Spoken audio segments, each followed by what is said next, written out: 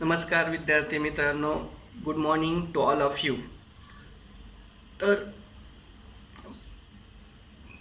गेल्या लेक्चरला आपण different types of planning म्हणजेच विभिन्न पातळीवरील नियोजन या घटकाचा अभ्यास केला.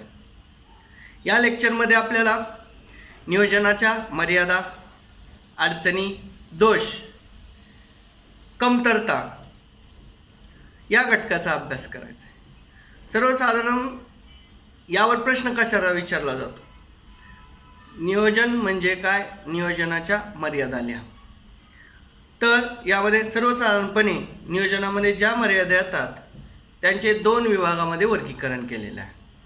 एक अंतर्गत मर्यादा आणि दोन बहिर्गत मर्यादा. बघा, अंतर्गत मर्यादा म्हणजे काय पहिल्यांदा आपण जाणून घेऊया. व्यवसायातील अंतर्गत प्रश्नामुळे नियोजनात ज्या अडचणी निर्माण होतात त्यांना अंतर्गत मर्यादा असे म्हणतात.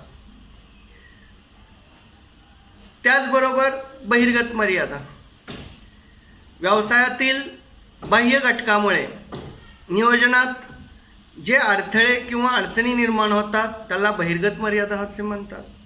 आता अंतर्गत मर्यादेमध्ये वेगवेगळ्या मर्यादाचा अंतर्भाव यामध्ये होतो. सगळ्यात पहिले नियोजनाचा पहिले मर्यादा, अडचण, दोष किंवा कमतरता म्हणजे खर्चिक प्रक्रिया. बघा, नियोजन ही अतिशय खर्चिक प्रक्रिया आहे. नियोजन करण्यासाठी बराचसा वेळ, श्रम, पैसा खर्च करावा लागतो. त्याचबरोबर एखादं कार्य करूनही नियोजन यशस्वी होईल किंवा 100% होईल असं सांगता येत नाही. अशा वेळी केलेला खर्च वाया जाऊन व्यवसायात नुकसान होण्याची शक्यता असते. त्यामुळे नियोजन ही एक खर्चिक प्रक्रिया आहे. ही नियोजनाची पहिली मर्यादा आपल्याला सांगता येईल. त्यानंतर दुसरी मर्यादा म्हणजे वेळेचा अपव्यय. नियोजनाची प्रक्रिया पूर्ण करण्यासाठी जास्त कालावधी लागतो. बऱ्याच वेळेला नियोजनाच्या अंमलबजावणीपेक्षा नियोजन करण्यात जास्त वेळ लागतो. त्यामुळे वेळेचा अपव्यय होतो. नियोजन करायला जास्त वेळ लागत असल्याने त्याची अंमलबजावणी करण्यास वेगवेगळ्या अडचणी येतात. त्यामुळे ही एक मर्यादा नियोजन करत असताना आपल्या समोर येत असते. त्यानंतर पुढची मर्यादा असते चुकीचे पूर्वानुमान. आता आपण शिकलेलोच आहोत. पूर्वानुमान म्हणजे काय, तर भविष्याबद्दलचा अंदाज निश्चित करणे म्हणजे पूर्वानुमान.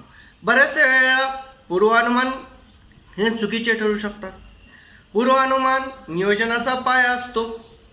पूर्वानुमानात मागील अनुभव, वर्तमान काळातील परिस्थिती, उपलब्ध आकडेवारी यांच्या साहाय्याने भविष्याचा अंदाज केला जातो. परंतु या गोष्टीवर आधारित पूर्वानुमान केले जाते आणि ते सर्व चुकीचे असतील तर पूर्वानुमान ही चुकीचा असू शकतो. त्यामुळे भविष्यकाळ अनिश्चित असतो. पूर्वानुमान जितक्या दीर्घकाळाचे तितके अनिश्चितता वाढते. त्यामुळे चुकीचे पूर्वानुमान ही एक नियोजनाची मर्यादा आपल्याला सांगता येईल. त्यानंतर लवचिकतेचा अभाव. नियोजन केल्यावर व्यवस्थापक वर्ग व त्याची अंमलबजावणी करणे, नियोजन बदलणाऱ्या परिस्थितीचा विचार करणे आवश्यक असते. त्यानुसार नियोजनात फेरबदल करण्याची आवश्यकता असते. परंतु व्यवस्थापक वर्ग सहजासहजी कोणतेही बदल करण्यास तयार होत नाही. अधिकारी व व्यवस्थापक वर्गाच्या अशा परिस्थितीमुळे लवचिकता राहत नाही आणि अनेक अडथळे येतात. त्यामुळे लवचिकतेचा अभाव हे एक आपल्याला मर्यादा सांगता येईल. कारण नियोजनामुळे वेळेनुसार, काळानुसार वेगवेगळ्या प्रकारचे बदल करणे अपेक्षित आहेत. परंतु वेगवेगळ्या अधिकाऱ्यामार्फत किंवा व्यवस्थापकामार्फत नियोजनामध्ये बदल केले जात नाहीत. त्यामुळे नियोजनामध्ये लवचिकतेचा अभाव असतो. त्यामुळे नियोजनामध्ये मर्यादा येऊ शकतात. त्यानंतर आकस्मिक संकटे. अनपेक्षित, अचानक, आकस्मिक स्वरूपाची संकटे ही सुद्धा नियोजन मार्गातील एक महत्त्वाचा अडचण आहे. नियोजन करताना आकस्मिक किंवा अचानक केल्या जाणाऱ्या घटकाचा पर्याप्त विचार केला जातो आणि अन्यथा सर्वसामान्य परिस्थिती यशस्वी ठरणारे नियोजन आकस्मिक संकटे आल्यास निरुपयोगी ठरते.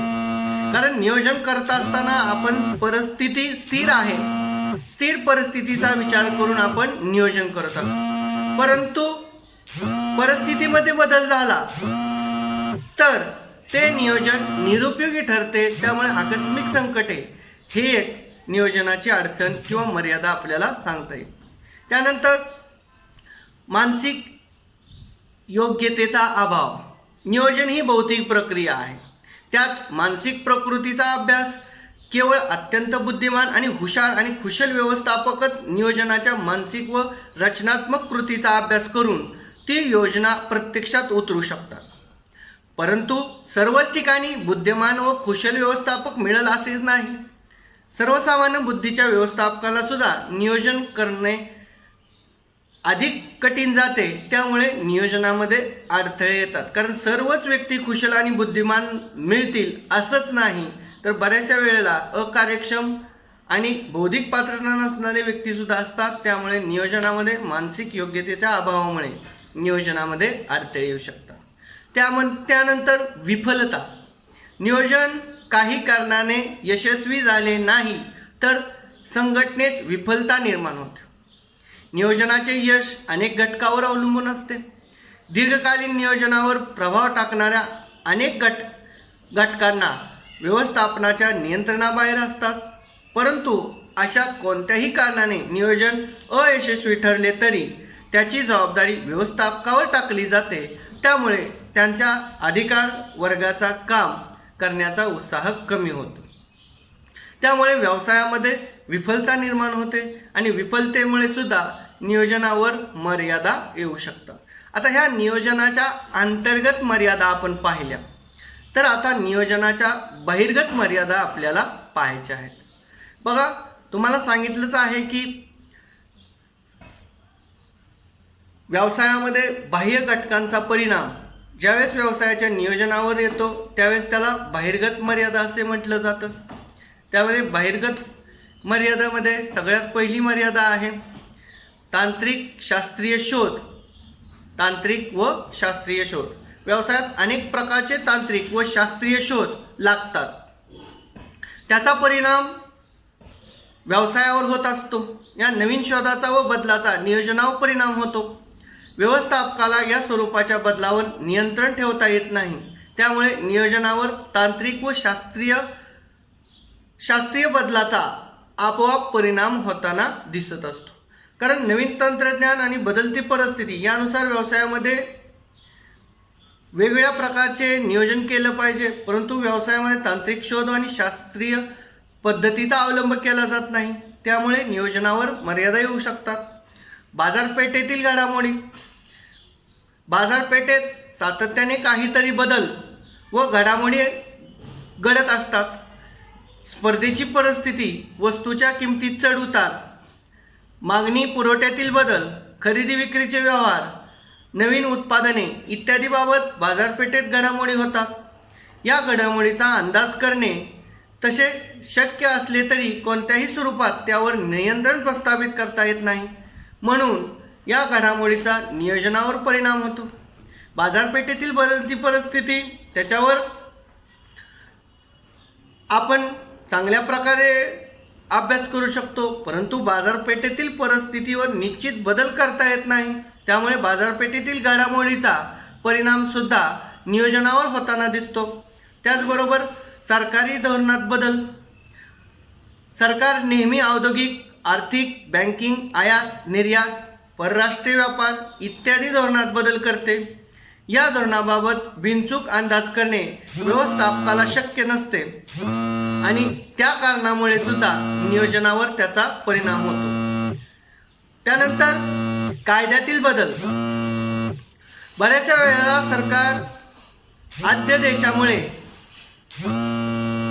किंवा सरकारी कायदे आणि औद्योगिक व्यावसायिक विषयक कायद्यामध्ये बदल करते.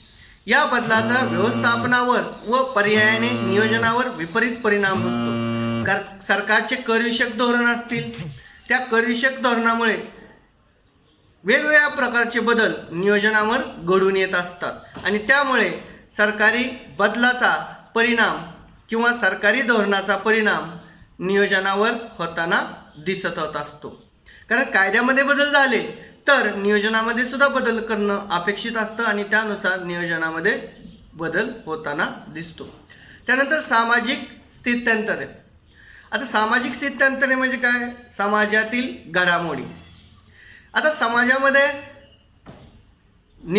आवड निवड, फॅशन अशा वेगवेगळ्या घटकांचा नियोजनावर परिणाम होतो. कारण समाजातील लोकांच्या आवडीनिवडी, कला, रूढी, परंपरा यानुसार बदलत असतात आणि त्याचा परिणाम सुद्धा नियोजनावर होताना दिसत असतो.